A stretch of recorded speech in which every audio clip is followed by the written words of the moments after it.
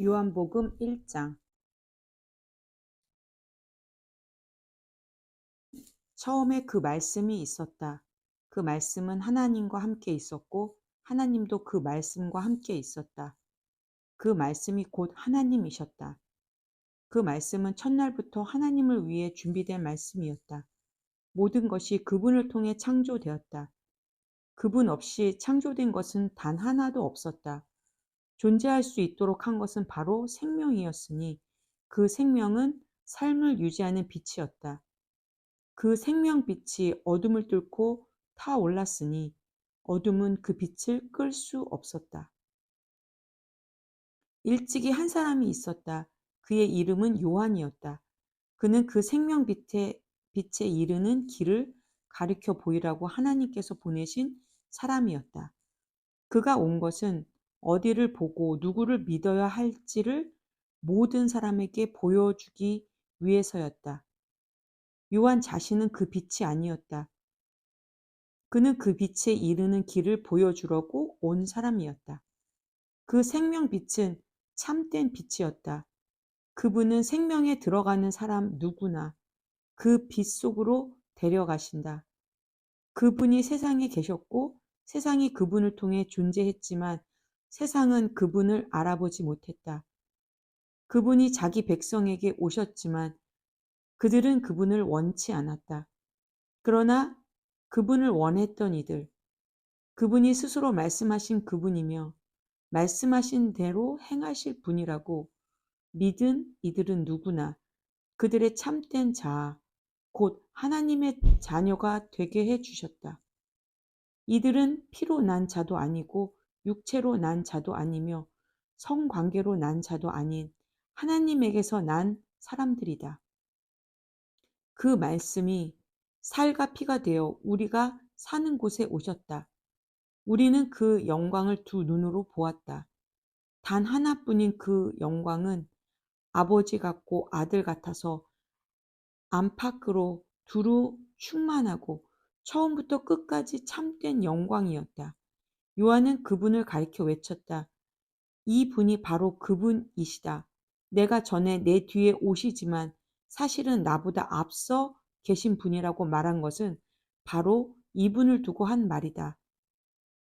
그분은 언제나 나보다 먼저 계신 분, 늘 먼저 말씀하신 분이기 때문이다. 우리 모두는 그분의 충만한 은혜, 끊임없이 베푸시는 선물의 의지에 살아간다. 우리가 기본적인 것은 모세에게서 받았지만 이 풍성한 주고받음, 이 끝없는 암과 깨달음, 이 모든 것은 메시아 예수를 통해 받았다. 이제까지 하나님을 본 사람, 어렴풋하게라도 그분을 본 사람은 없었다. 하나님의 심장에 계신 분, 단 하나뿐인 하나님의 모습이신 그분께서 하나님을 대낮처럼 분명하게 드러내 보이셨다.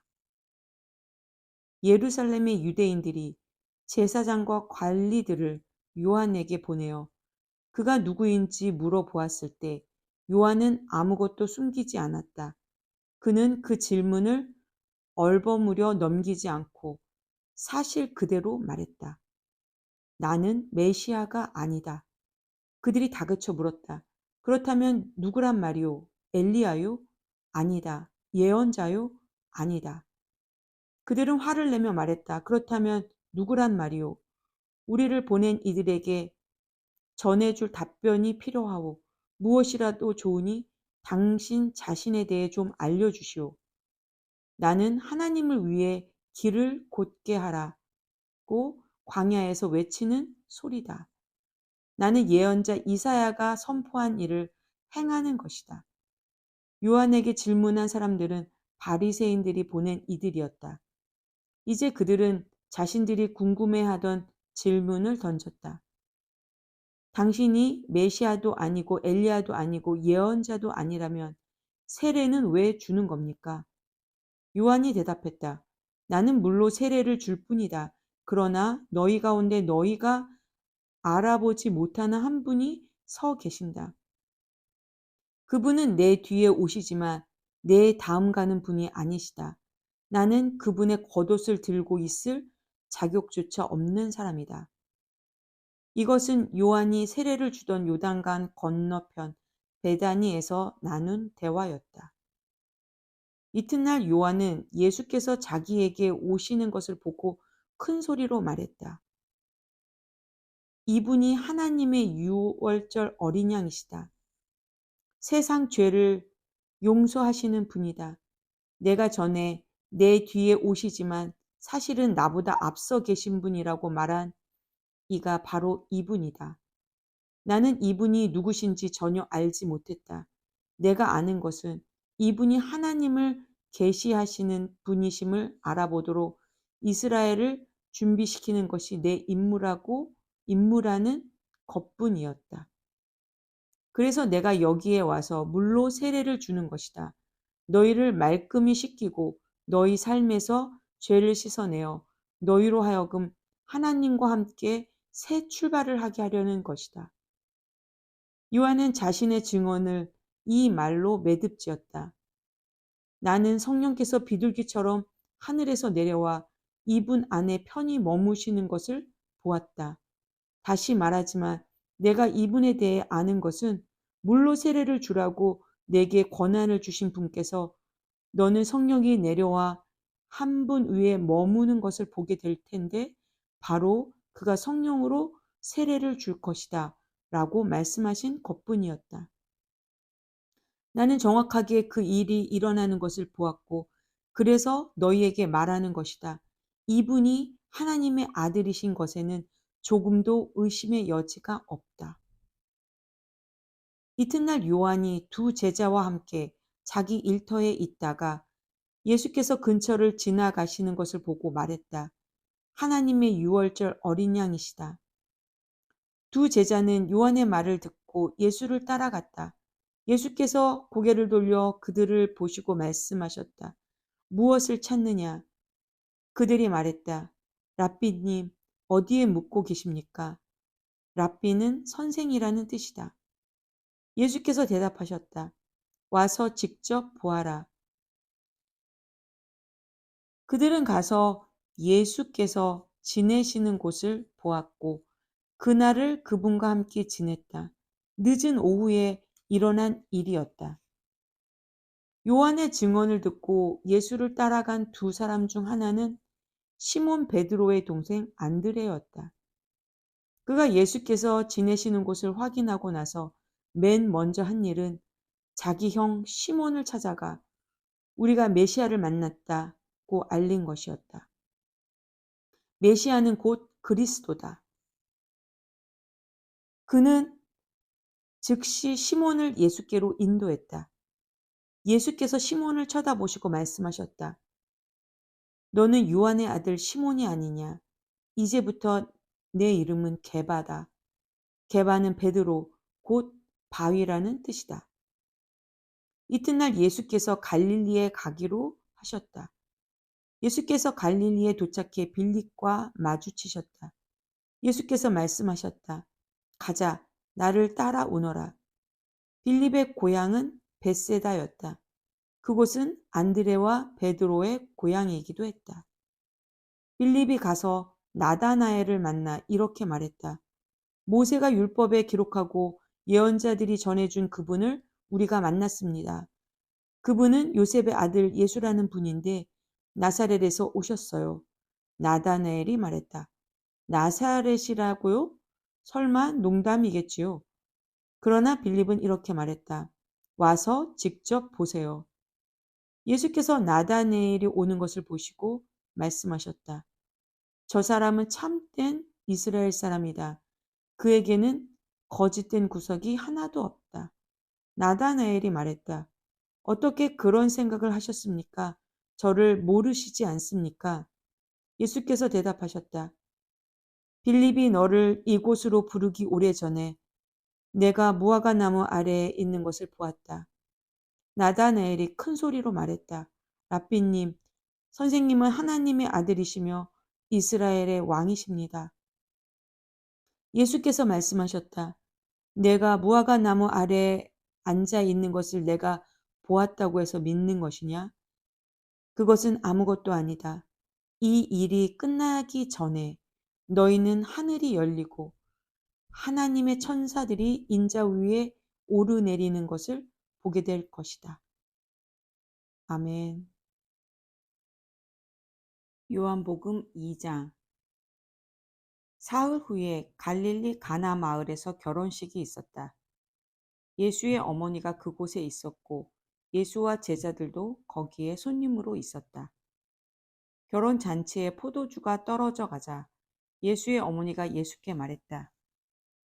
포도주가 거의 바닥났구나. 예수께서 말씀하셨다. 어머니, 그것이 어머니와 내가 관여할 일입니까? 지금은 나의 때가 아닙니다. 재촉하지 마십시오. 예수의 어머니가 지체 없이 종들에게 말했다. 그가 시키는 대로 무엇이든 하여라.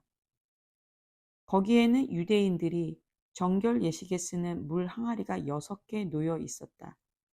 항아리는 각각 75에서 110리터 정도가 들어가는 크기였다.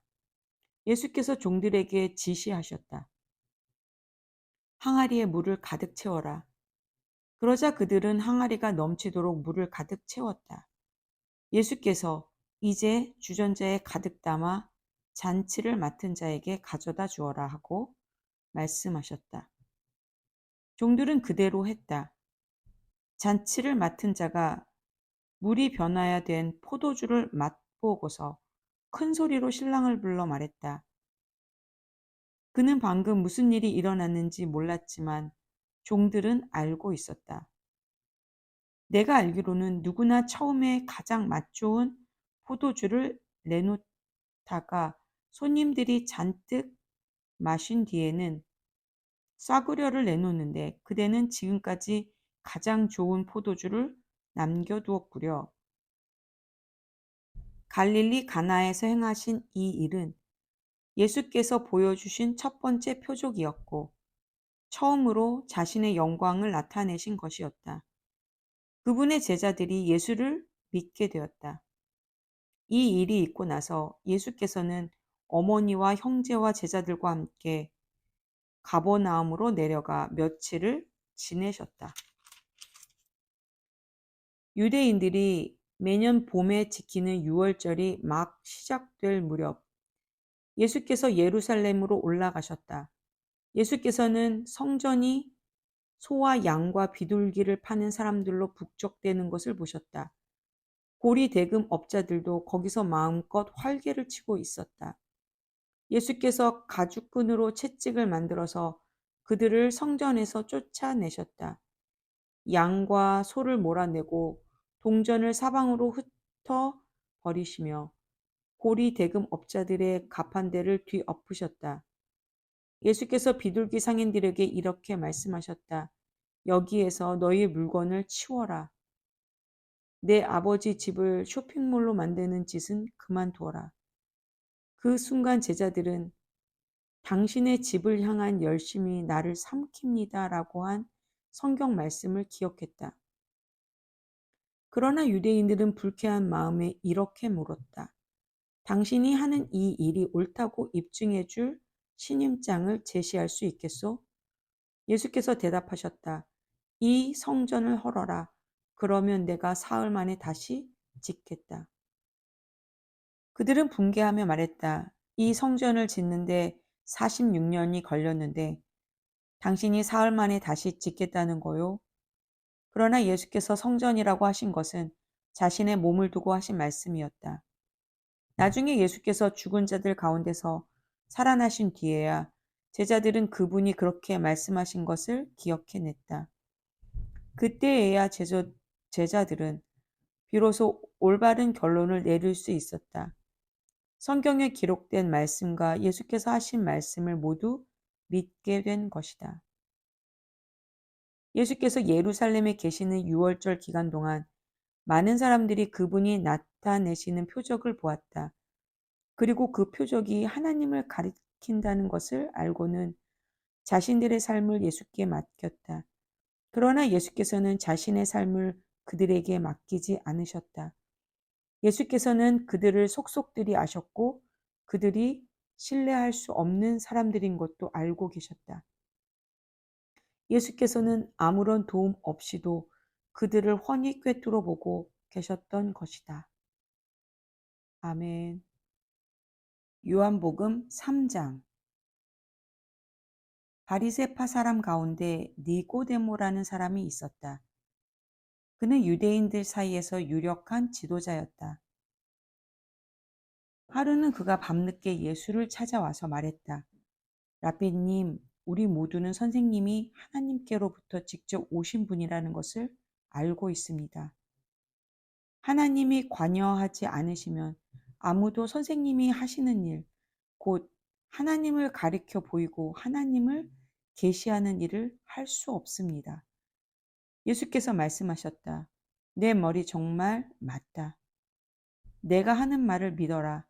사람이 위로부터 태어나지 않으면 내가 가리키는 하나님 나라를 볼 수 없다. 니고데모가 말했다. 이미 태어나서 다 자란 사람이 어떻게 다시 태어날 수 있겠습니까? 어머니 배에 들어가서 다시 태어날 수는 없습니다.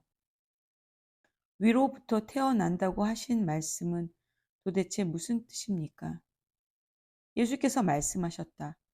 너는 귀 기울여 듣지 않는구나. 다시 말해주겠다.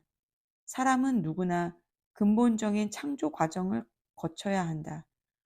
태초에 수면 위를 운행하시던 성령을 통한 창조, 보이는 세계를 움직이는 보이지 않는 세계, 새로운 생명으로 들어가게 이끄는 세례. 이 과정들이 없으면 하나님 나라에 들어갈 수 없다. 아기를 예로 들어 설명하겠다. 태어난 아기는 다만 내가 볼 수 있고 만질 수 있는 몸만 가지고 있을 뿐이다. 그러나 그 몸 안에 형성되는 인격은 내가 절대 볼 수 없고 만질 수 없는 것, 성령으로 빚어져 살아있는 영이 되는 것이다. 바로 이러한 과정을 말하는 것이다. 그러니 너는 위로부터 태어나야 한다는 말, 곧 이 세상의 가치로부터 떠나야 한다는 내 말에 놀라지 마라. 너는 바람이 부는 방향을 예측할 수 없다는 것을 잘 알 것이다. 너는 나무 사이를 스치는 바람의 소리는 듣지만 그 바람이 어디서 와서 어디로 가는지는 모른다. 하나님의 바람, 곧 하나님의 영을 힘입어 위로부터 태어난 사람도 다 그와 같다. 니고데모가 물었다. 그 말이 무슨 뜻입니까? 어떻게 그런 일이 일어날 수 있습니까? 예수께서 대답하셨다.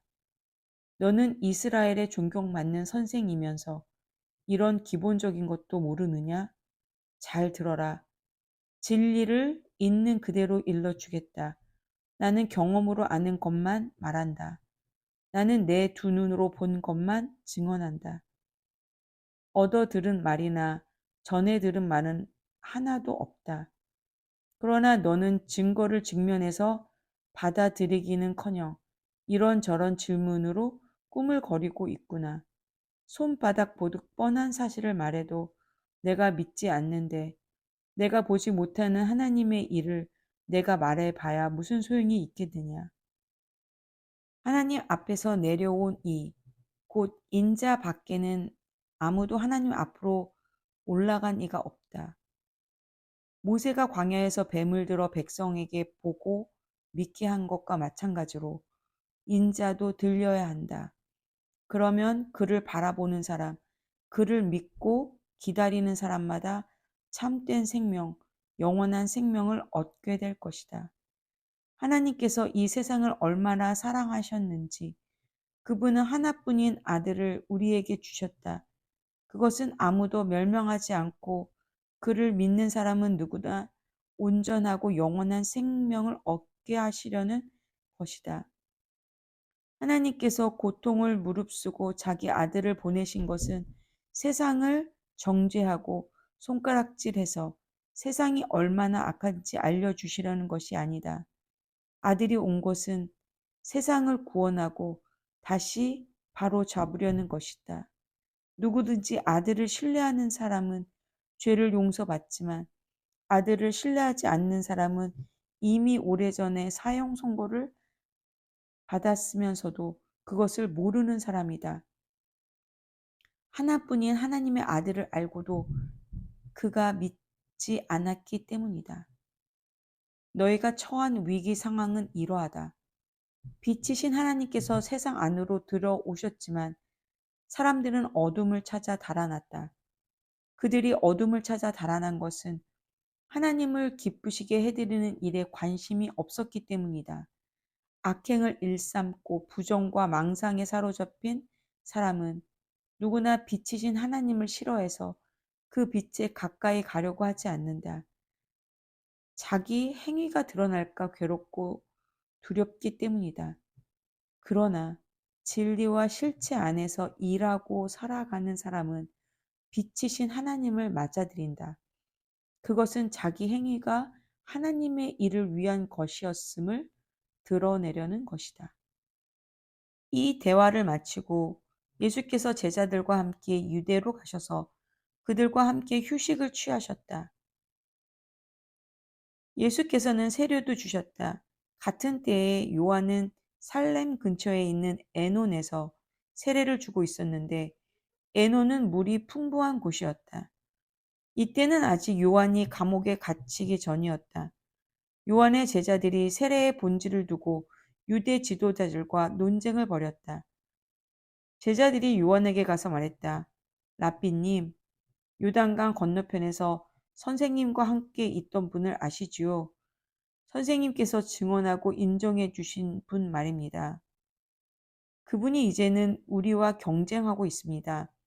그분도 세례를 주고 있는데 사람들이 우리에게로 오지 않고 다 그분에게로 갑니다. 요한이 대답했다. 사람이 하늘의 도움 없이는 성공할 수 없다. 나는 지금 영원한 성공을 말하는 것이다. 나는 메시아가 아니다. 나는 그분보다 앞서 보냄받아서 그분을 준비하는 사람에 불과하다. 내가 이것을 공개적으로 말할 때에 너희도 그 자리에 나와 함께 있었다.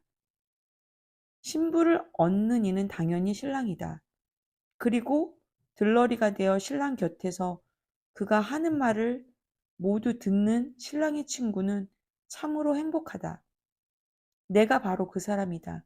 이제 결혼식이 끝나고 행복한 결혼 생활이 시작될 것을 잘 아는 신랑의 친구가 어떻게 질투할 수 있겠느냐.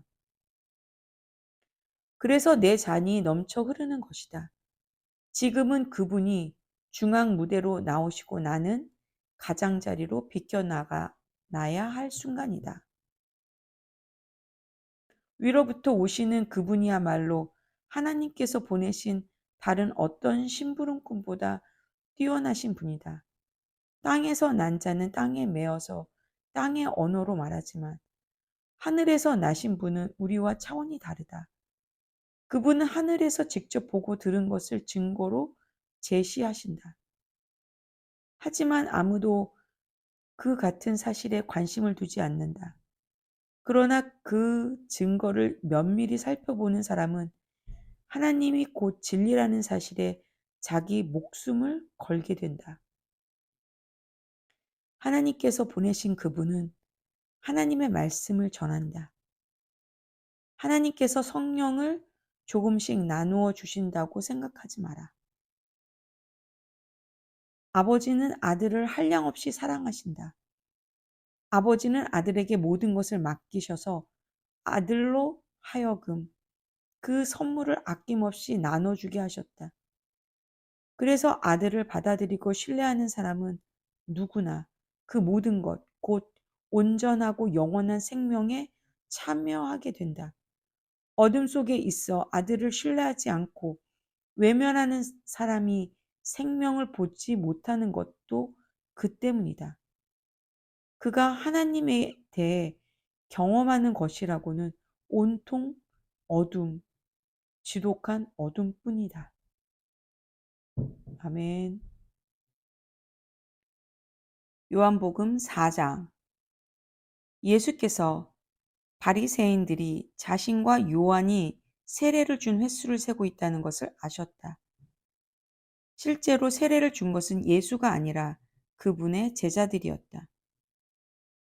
바리새인들은 예수가 앞섰다고 점수를 발표하여 그분과 요한이 경쟁하는 것으로 사람들의 눈에 보이게 했다. 그래서 예수께서 유대를 떠나 다시 갈릴리로 가셨다. 갈릴리로 가려면 사마리아를 가로질러 가야 했다. 예수께서 사마리아의 수가라 하는 마을에 이르셨다.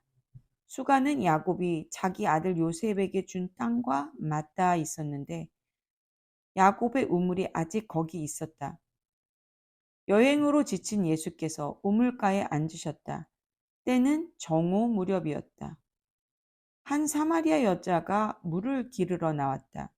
예수께서 그 여자에게 말씀하셨다. 나에게 물 한 모금 줄 수 있겠느냐? 제자들은 점심거리를 사러 마을에 가고 없었다. 사마리아 여자가 당황해하며 물었다. 당신은 유대인이면서 어떻게 사마리아 여자인 나에게 물을 달라고 하십니까?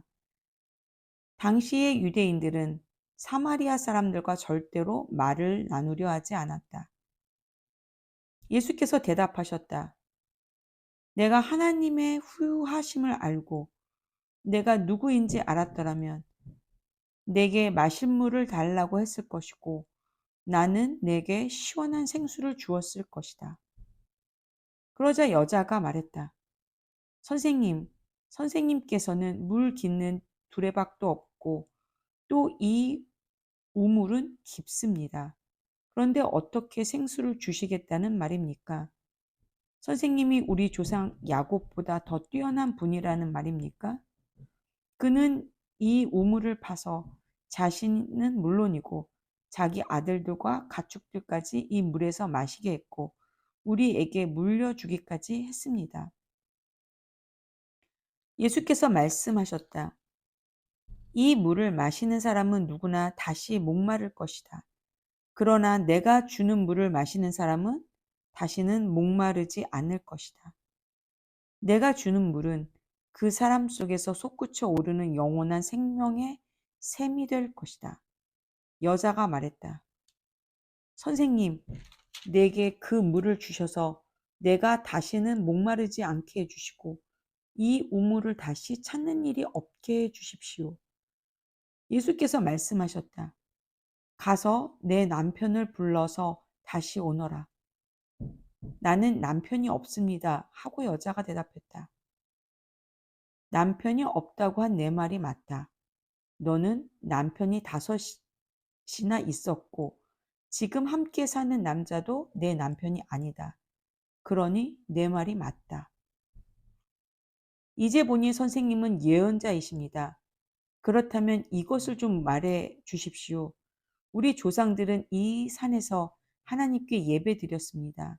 하지만 선생님 같은 유대인들은 예루살렘이 유일한 예배 장소라고 주장합니다. 그렇지요? 여자여, 내 말을 믿어라. 너희 사마리아 사람들이 이 산도 아니고 예루살렘도 아닌 곳에서 아버지께 예배 드릴 때가 온다. 너희는 어둠 속에서 확신 없는 예배를 드리지만 우리 유대인들은 밝은 대낮에 확신에 가득 찬 예배를 드린다. 하나님의 구원의 길은 유대인들을 통해 열린다. 그러나 너희가 어떤 이름으로 불리고 어디서 예배 드리는지는 중요하지 않게 될 때가 온다. 사실은 그때가 이미 왔다. 하나님 앞에서 중요한 것은 너희가 어떤 사람이며 어떻게 사느냐 하는 것이다. 너희가 드리는 예배는 너희 영으로 진리를 추구하는 예배여야 한다. 하나님께서는 바로 그런 사람, 곧 그분 앞에서 단순하고 정직하게 있는 모습 그대로 예배드리는 사람들을 찾으신다. 하나님은 순전한 존재 그 자체, 곧 영이시다. 그러므로 하나님께 예배드리는 사람은 자신의 존재와 자신의 영과 자신의 참된 마음으로 예배드려야 한다. 여자가 말했다. 그것은 잘 모르겠습니다만 메시아가 오신다는 것은 압니다. 그분이 오시면 이 모든 것의 전말을 알게 되겠지요. 예수께서 말씀하셨다. 내가 바로 그다. 너는 더 이상 기다리거나 찾지 않아도 된다. 바로 그때 제자들이 돌아왔다. 제자들은 크게 놀랐다. 예수께서 그런 여자와 이야기를 나누리라고는 생각지도 못했기 때문이다. 제자들 가운데 아무도 자신의 생각을 말하지 않았지만 그들의 얼굴에 다 드러나 있었다. 여자는 눈치를 채고 자리를 떴다. 어찌나 당황했던지 물동이까지 두고 갔다. 여자는 마을로 돌아가서 사람들에게 말했다. 내가 한 일을 다 알고 있는 사람이 있습니다. 와 보세요. 그분은 나를 속속들이 아십니다. 혹시 그분이 메시아가 아닐까요? 그래서 그들은 예수를 직접 보러 나갔다. 그 사이에 제자들이 예수께 음식을 권했다. 랍비님, 드십시오. 안 드시겠습니까? 예수께서 제자들에게 말씀하셨다. 나에게는 너희가 알지 못하는 음식이 있다. 제자들은 누가 그분께 먹을 것을 가져다 드리기라도 한 걸까 하고 어리둥절해 했다. 예수께서 말씀하셨다. 나를 살게 하는 음식은 나를 보내신 분의 뜻을 행하고 그분이 시작하신 일을 마무리 짓는 것이다. 지금 너희가 주위를 둘러본다면 넉 달쯤 지나야 추수할 때가 되겠다고 말하지 않겠느냐? 내가 너희에게 말한다. 눈을 떠서 눈앞에 무엇이 있든지 똑똑히 보아라. 이 사마리아 밭들은 곡식이 무르익었다. 추수할 때가 된 것이다. 추수하는 사람은 기다리는 법이 없다. 그는 자기 삭을 받고 영원한 생명을 위해 무르익은 곡식을 거두어 드린다. 이제 씨 뿌리는 사람과 추수하는 사람이 서로 어깨 동무를 하고 기뻐하게 되었구나. 한 사람은 씨를 뿌리고 다른 사람은 거두어 드린다는 말이 과연 맞는 말이다. 나는 너희가 일구지 않은 밭으로 너희를 보내 추수하게 했다. 너희는 손가락 하나 보탠 것 없이 다른 사람들이 오랫동안 힘써 일궈 놓은 밭에 걸어 들어간 것이다. 마을에서 온 많은 사마리아 사람들이 예수께 자신의 삶을 맡겼다. 그분은 내가 한 일을 다 아십니다. 나를 속속들이 아십니다. 라고 한 여자의 증언 때문이었다. 그들은 예수께 좀 더 머물러 주시기를 청했고 예수께서는 이틀을 더 머무셨다. 더 많은 사람들이 예수의 말씀을 듣고 자신의 삶을 그분께 의탁했다. 사람들이 여자에게 말했다. 이제 우리는 당신의 말 때문에 믿는 것이 아니오. 우리가 직접 듣고 확실히 알게 되었소. 그분은 세상의 구주이십니다. 이틀 후에 예수께서 갈릴리로 떠나셨다. 예수께서는 예언자가 자기가 자란 곳에서는 존경받지 못한다는 것을 경험으로 잘 알고 계셨다. 예수께서 갈릴리에 도착하셨을 때 갈릴리 사람들이 그분을 반겼다. 그러나 그것은 그들이 유월절 기간 동안 예수께서 예루살렘에서 행하신 일에 감동을 받았기 때문이지 그분이 누구시며 장차 무슨 일을 하시려는지 정말로 알았기 때문은 아니었다. 예수께서 전에 물로 포도주를 만드셨던 갈릴리 가나로 다시 가셨다. 한편 가버나움에 왕실 관리 한 사람이 있었는데 그의 아들이 병을 앓고 있었다. 그는 예수께서 유대를 떠나 갈릴리로 오셨다는 소식을 듣고서 그분을 찾아가 가버나움으로 내려가서 죽기 직전에 있는 자기 아들을 고쳐달라고 그분께 간절히 청했다. 예수께서 그의 말을 피하시며 이렇게 말씀하셨다. 기적을 보고 압도되지 않았으면 너희는 믿으려 하지 않는다. 그러나 그 관리는 물러서지 않았다. 함께 가주십시오. 제 아들의 생사가 달린 일입니다. 예수께서는 그저 집으로 가거라. 내 아들이 살아났다고만 대답하셨다. 그 사람은 예수께서 하신 말씀을 그대로 믿고 집으로 향했다. 그가 돌아가고 있는데 종들이 중간에서 그를 붙잡고는 소식을 전했다. 아드님이 살아나셨습니다. 그 사람이 자기 아들이 언제 낫기 시작했는지를 묻자 종들이 대답했다. 어제 오후 1시쯤에 열이 내렸습니다. 그 아버지는 그때가 바로 예수께서 내 아들이 살아났다고 말씀하신 때라는 것을 알았다. 그 일로 결론이 났다. 그 관리뿐 아니라 온 가족이 다 믿게 된 것이다. 이것은 예수께서 유대를 떠나 갈릴리로 오신 뒤에 보여주신 두 번째 표적이다. 아멘. 요한복음 5장.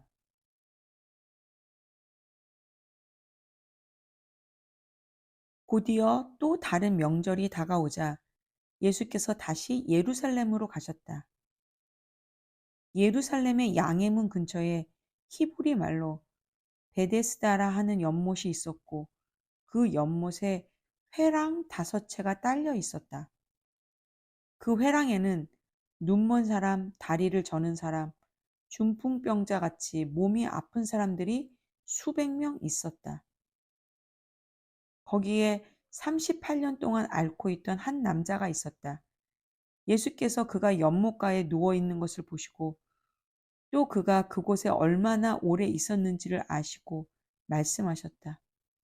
내가 낫기를 원하느냐? 그 남자가 말했다. 선생님, 물이 움직일 때 저를 연못에 넣어줄 사람이 없습니다. 제가 연못에 닿을 쯤이면 이미 다른 사람이 들어가 있습니다. 예수께서 말씀하셨다. 일어나서 내 자리를 들고 걸어가거라. 그러자 그가 곧바로 나았다. 그는 자기 자리를 들고 걸어갔다. 마침 그날은 안식일이었다. 유대인들이 그 나은 사람을 막아서며 말했다. 오늘은 안식일이오. 자리를 들고 다녀서는 안 되오. 그것은 규정을 위반하는 일이오. 그러자 그가 그들에게 말했다.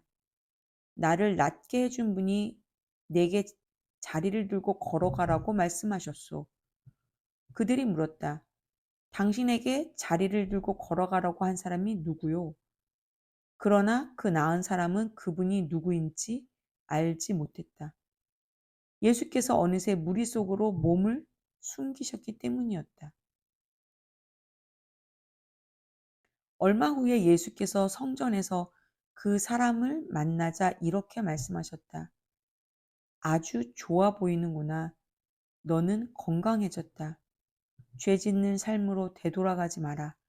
만일 되돌아가면 더 심한 일이 일어날 수 있다. 그 사람이 돌아가서 자기를 낫게 해준 이가 예수라고 유대인들에게 말했다. 그러자 유대인들은 예수께서 안식일에 그 같은 일을 했다는 이유로 그분을 잡으려고 했다. 그러나 예수께서는 스스로를 변호하시며 이렇게 말씀하셨다. 내 아버지께서 안식일에도 쉬지 않고 일하신다. 그러니 나도 일한다. 그 말에 유대인들이 격분했다. 이제 그들은 예수를 공개적으로 공격하는 것에 머물지 않고 그분을 죽이려고 했다. 예수께서 안식일을 어겼을 뿐 아니라 하나님을 자기 아버지라고 부르면서 하나님과 자신을 동등한 자리에 두었기 때문이다. 그래서 예수께서 자신에 대해 길게 설명하셨다. 내가 너희에게 사실 그대로 말하겠다. 아들은 무슨 일이든지 자기 마음대로 하지 않고 아버지에게서 본 대로만 한다. 아버지께서 하시는 일을 아들도 한다. 아버지는 아들을 사랑하셔서 자신이 하는 모든 일에 아들도 참여하게 하신다. 그러나 너희가 본 것은 일부에 지나지 않는다. 아버지께서 죽은 사람들을 다시 살리시고 생명을 창조하시는 것처럼 아들도 그 일을 하기 때문이다. 아들은 자기가 택한 사람 누구에게나 생명을 준다. 아들과 아버지는 그 누구도 내쫓지 않는다. 아버지는 심판할 모든 권한을 아들에게 넘겨주셔서 아들도 아버지와 똑같이 영광을 받게 하셨다. 아들에게 영광을 돌리지 않는 사람은 아버지께도 영광을 돌리지 않는 것이다. 아들을 영광의 자리에 앉히신 것은 아버지의 결정이기 때문이다. 너희가 반드시 귀 기울여 들어야 할 말이 있다. 누구든지 지금 내가 하는 말을 믿고 나에게 책임을 맡기신 아버지와 한편에 서는 사람은 지금 이 순간 참되고 영원한 생명을 얻고 더 이상 정죄받지 않는다. 그는 죽은 사람의 세계에서 산 사람의 세계로 과감히 옮겨온 것이다. 너희가 반드시 알아두려야 할 것이 있다. 죽은 자들이 하나님 아들의 음성을 듣고 살아날 때가 왔다. 지금이 바로 그때다. 아버지 안에 생명이 있는 것처럼 아버지께서는 아들 안에도 생명을 주셨다. 또한 아버지께서는 그가 인자이기 때문에 그에게 심판의 문제를 결정하고 시행할 권한을 주셨다. 이 모든 말에 그렇게 놀랄 것 없다. 죽어서 땅에 묻힌 모든 사람들이 그의 음성을 들을 때가 온다. 바른 길을 따라서 산 사람들은 부활 생명으로 들어가고 그릇된 길을 따라서 산 사람들은 부활 심판으로 들어갈 것이다. 나는 단 하나도 내 마음대로 할 수 없다. 나는 먼저 귀 기울여 듣고 그런 다음 결정할 뿐이다. 너희는 내 결정을 신뢰해도 좋다. 내가 내 마음대로 하지 않고 오직 지시 받은 대로 하기 때문이다. 내가 내 자신을 위해 말한다면 그 증언은 헛될 뿐 아니라 나의 이익을 위한 것이 되고 말 것이다. 그러나 나를 증언해 주시는 분은 따로 계신다. 그분은 모든 증인 가운데 가장 믿을 만한 증인이시다. 게다가 너희 모두는 요한을 보았고 그의 말을 들었다. 그가 나에 대해 전문적이고 믿을 만한 증언을 해주지 않았느냐.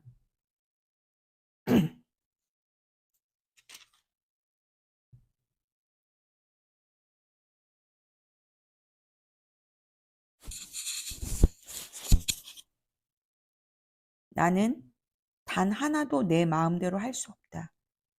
나는 먼저 귀 기울여 듣고 그런 다음 결정할 뿐이다. 너희는 내 결정을 신뢰해도 좋다. 내가 내 마음대로 하지 않고 오직 지시 받은 대로 하기 때문이다.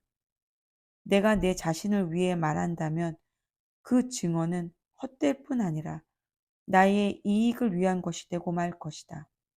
그러나 나를 증언해 주시는 분은 따로 계신다. 그분은 모든 증인 가운데 가장 믿을 만한 증인이시다. 게다가 너희 모두는 요한을 보았고 그의 말을 들었다. 그가 나에 대해 전문적이고 믿을 만한 증언을 해주지 않았느냐. 그러나 내가 너희의 지지를 얻으려고 하거나 한낱 사람의 증언에 호소하려는 것은 아니다. 내가 그렇게 말하는 것은 너희로 구원을 얻게 하려는 것이다.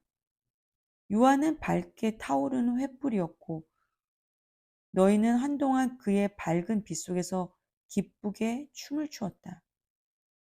그러나 참으로 나를 증거하는 증언, 요한의 증언보다 훨씬 뛰어난 증언이 있다.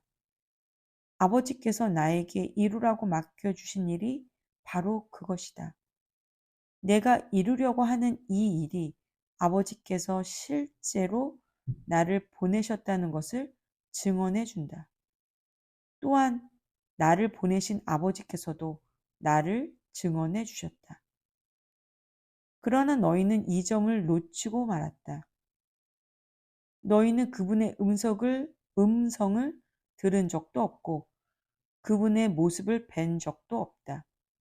너희의 기억 속에 그분의 메시지가 하나도 남아있지 않은 것은 너희가 그분의 심부름꾼을 진정으로 받아들이지 않았기 때문이다. 너희는 영원한 생명을 얻을 수 있으리라는 생각에 늘 성경에 파묻혀 지낸다. 그러나 너희는 나무를 보느라 숲을 놓치고 있다. 이 성경 전체가 나에 대해 기록된 것이다. 그런데 내가 너희 앞에 이렇게 서 있는데도 너희는 생명을 원한다고 하면서 정작 나에게서 그 생명을 받으려고 하지 않는다. 나는 사람들의 인정을 받는 데는 관심이 없다. 왜 그런지 아느냐? 내가 너희와 너희 무리를 잘 알기 때문이다.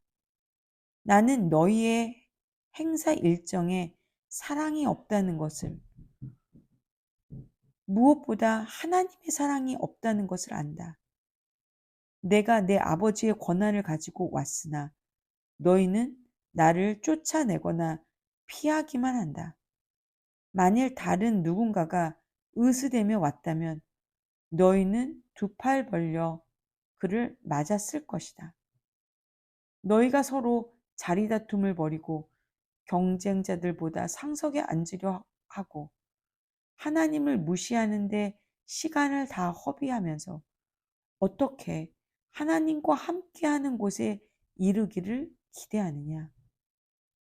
그러나 내가 내 아버지 앞에서 너희를 고발할 것이라고는 생각하지 마라. 너희를 고발할 이는 너희가 그토록 의지하는 모세다. 너희가 모세의 말을 진실로 믿었더라면 나를 믿었을 것이다.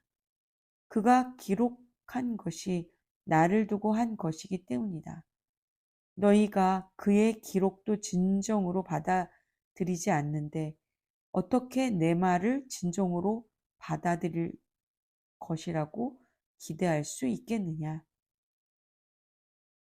아멘.